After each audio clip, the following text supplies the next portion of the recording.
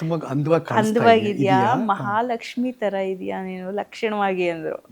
ಹಂಗೆ ಅವರು ಅವ್ರ ಬಾಯಲ್ಲಿ ಆ ಮಾತು ಕೇಳಿ ತುಂಬಾ ಖುಷಿ ಆಗೋಯ್ತು. ನೈಸ್. ಮಾಂಗಲ್ಯ 9 ವರ್ಷ ಆಕ್ಟ್ ಮಾಡಿದಿರಿ. 9 ವರ್ಷ. ಹಾ, ಆಮೇಲೆ ರಾಧಾ ರವಿ ಬೆಳಗೆರೆ ಅವ್ರದ್ದು ಅದು ಮಾಡಿದ್ನಲ್ಲ, ತುಂಬಾ ಫೇಮಸ್ ಆಯ್ತು ಅದುವೇ. ಹಾ ಅದು 3 ವರ್ಷ. ಓಕೆ. ಆಮೇಲೆ ಸಂಬಂಧ ಅಂತ ಒಂದು ಸೀರಿಯಲ್ ಮಾಡ್ದೆ, ಅದು 3 ವರ್ಷ. ಓಕೆ. ಆಮೇಲೆ ಲಕ್ಷ್ಮೀ ಬಾರಮ್ಮ ಬಂದು 7 years ಮಾಡಿ. ಅಂದ್ರೆ ಆ ಸೀರಿಯಲ್ಲು ಆ ಎಪಿಸೋಡ್ಗಳೇ ತುಂಬಾ ಫೇಮಸ್. ಅದೇ ವರ್ಷಾನ್ಗಟ್ಲೆ, ಹೌದು. ಓಕೆ. ಸೊ ನಾನು ಮಾಡಿರೋದ್ರಲ್ಲಿ ಒಂದು ನನ್ಗೆ ಅನ್ಸೋ ಪ್ರಕಾರ ಒಂದು 30 ಸೀರಿಯಲ್ ಮಾಡಿರ್ಬೋದು. 30 ಸೀರಿಯಲ್ 30 ಸೀರಿಯಲ್ ಎಪಿಸೋಡ್ 30,000 ಮೇಲೆ ಹೋಗ್ಬಿಟ್ಟಿರುತ್ತೆ ಆಗೋಗಿದೆ. ಆರಾಮಾಗಿ. ಹೌದು ಹೌದು ಅಯ್ಯೋ, ಎಂತ ದೊಡ್ಡ ಎಕ್ಸ್ಪೀರಿಯನ್ಸ್ ಲಕ್ಷ್ಮಿ ಇದು. ಹೌದು. ತಿಂಗಳಲ್ಲಿ 30 ದಿನಕ್ಕೆ 30 ದಿನಾನು ಬಿಸಿ. 35 ದಿನ ವರ್ಕ್ ಮಾಡಿದ್ದೀನಿ ನಾನು.